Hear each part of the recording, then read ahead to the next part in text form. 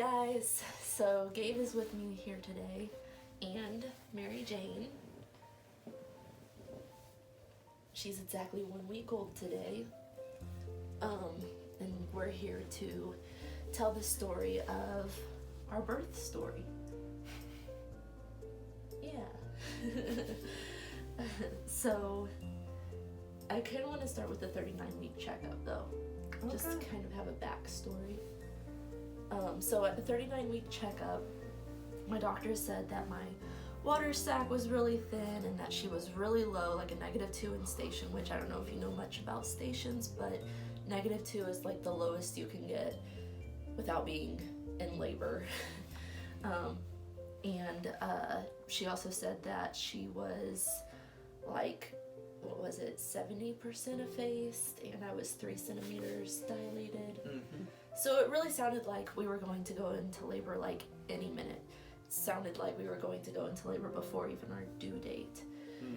But my doctor offered to schedule an induction date instead of a 40-week checkup. So I was like, well, if we're gonna schedule an induction, can it be on the 4th? Because that was my birthday. And she said that that date was available, so we set a tentative date because I needed to check with Gabe if he was okay with induction, and it turned out he was okay with it. So we kept the appointment, and then I really expected to go into labor sooner because I really felt ready. I knew she wouldn't. She just put out in the universe way too much that she wanted MJ on the 4th. Yep. So anyway, we made it to the induction date. The night before induction, though, we went on one last date before, our entire lives changed. It was really special, and then that night we really got no sleep because we were just kind of anxious and excited, and I was having some contractions. We had a great day. Yeah. Anyway, our induction was at 5 a.m. on the 4th. We got up at 3, went to Waffle House for breakfast, and so... You're actually not supposed to eat, right? You're not supposed to eat... My doctors tell you not to. Okay. Everyone tells you to. Yeah, I ate, okay? And then got to the hospital at like 4:45, got checked in, did our paperwork, and then basically by like 6 a.m. they had started the IV. Yeah, the IV and the Pitocin, and I started having more regular contractions, but they were like really faint. Like, I guess that's the way to describe it. Like, they weren't painful at all. It was just like Braxton Hicks, essentially. So yeah, it was just a waiting game at that point. My doctor, it turned out, ended up being pulled into 2 surgeries that day, so we were kind of like in between her and a midwife. But that was fine. The nurses took really good care of us. Oh my goodness, yeah. Yeah, and so we watched The Office during this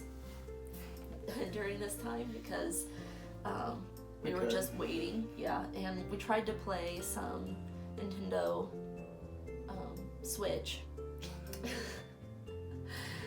But I had the IV in my hand, so it was really hard for me to... I even still have a spot where the IV was.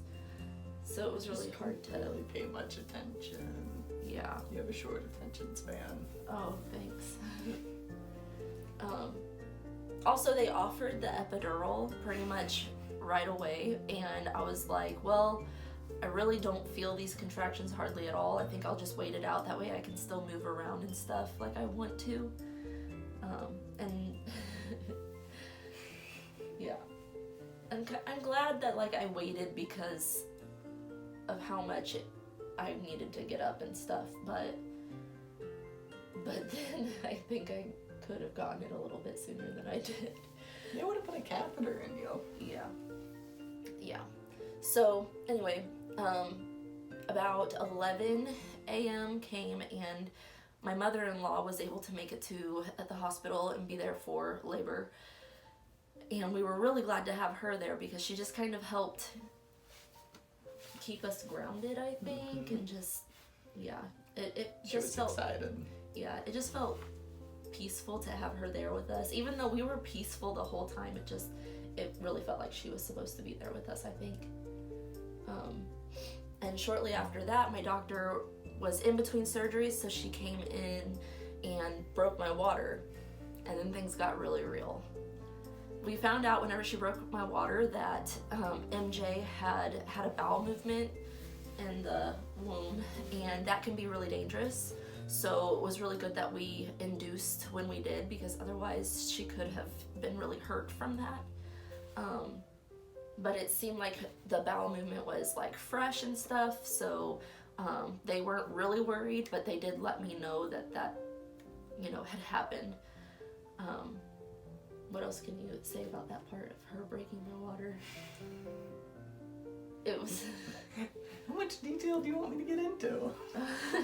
Okay, well, so shortly, like within minutes of her breaking my water, my contractions started getting really real. Like, they do the 1 to 10 pain scale, 1 being like it doesn't hurt and 10 being like you can't manage it. At that point, my contractions went from like a 4 to an 8, and I was like, I need that epidural. So they called the anesthesiologist. It took the anesthesiologist about 10 minutes to get up there, and during that time I'm like having all of these contractions, and it was really painful, but luckily I was able to stand during these really awful contractions because that kind of helped. And my mother-in-law was like coaching me on breathing, and so that helped. And also I would make low sounds instead of high-pitched sounds whenever I was going through a contraction to help manage the pain. And we prayed a lot of Hail Marys through the contractions. So right before they did the epidural, they checked you. You were at 4.5 centimeters dilated. Mm-hmm. And then during the epidural, how many needles was it? So I got woozy and you sent me to the bathroom at 5 needles in. Yeah. There were 2 more after I got back. Gabe got like really pale during the epidural part, which was really good for me because it took me off of my own pain and I started worrying more about him. And I was like, is he okay? And so they ended up sending a nurse to help him. And whenever he came back though from the bathroom from getting sick from the needles, he was like green. So you were, bless your heart. So he came back and the epidural was finished. However, it didn't kick in yet, so I, got rotated on the bed. I was able to like move my legs and everything. Oh no, during the epidural, I was like, okay, not to be dramatic, but this baby is coming, because I could feel her literally traveling down, like during the epidural. So like in the middle of Gabe getting sick and stuff, my contractions and having 5 or 6 needles stuck in my back, I literally was feeling my baby come. So I was like, okay, not to be dramatic, but this baby is coming now. So I got rotated on the bed. The epidural didn't kick in yet. It takes like 45 minutes for the epidural to kick in. Something like that. Yeah. So I was still feeling all the contractions and all the labor. And they checked me, and I was dilated at an 8.5. Yeah. And then things started moving really fast, and it was like time for me to push. So yeah.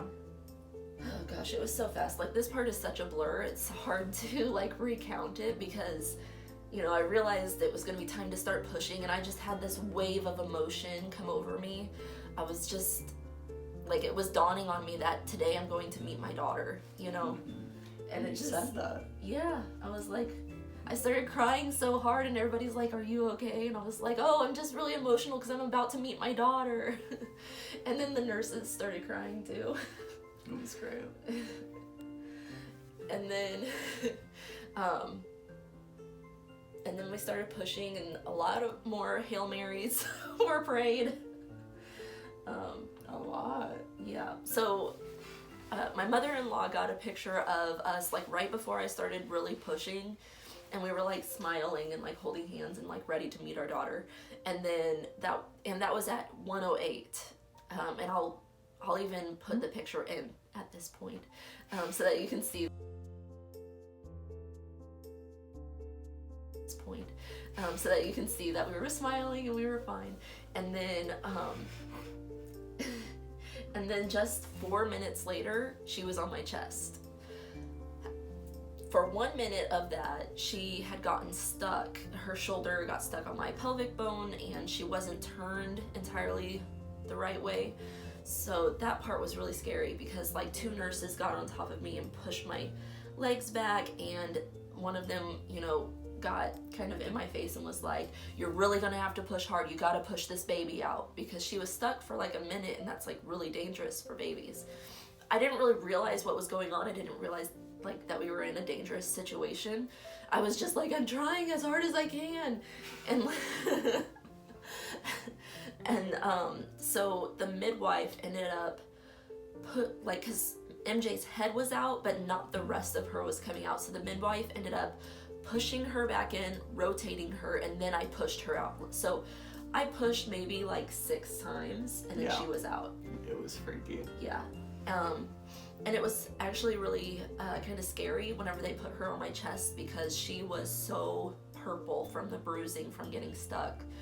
Like, it was just terrifying to see her so purple. Mm-hmm. Honestly, I thought something was terribly wrong, and I kept asking, because I didn't really realize what had happened. Like, nobody really told me what had happened. So I was like, is she okay? And they kept saying she was okay, but she didn't look okay to me. The whole time up until she came out, I thought everything was going fine. Yeah, Gabe was so oblivious to everything, but I thought it was just going fast, and then she wasn't crying, which scared me. Yeah. But your mom saw what the midwife had to do to get her out, and your mom, oh my gosh.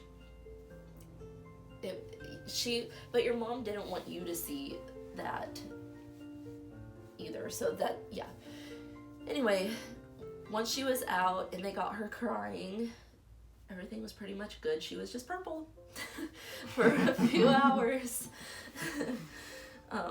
You're purple. And so once they got her like weight and everything, Gabe got to bring her over to me, and just seeing Gabe walk toward me with our daughter and like tears coming down his face, like I just knew everything was okay. Like everything was as it should be. It was just really sweet. You did great. Thank you. So did you. All those peaches. Yep. So, what was that like for you? Oh, it was amazing. What went on in your mind? This is my daughter. I don't know. A lot of things, a lot of feelings, a lot of emotions. Mm-hmm. That's sweet. Let's do it again sometime. Yeah, we will. But anyway, that's pretty much our birth story. And now we have our perfect little daughter. Love you. Love you. Love you.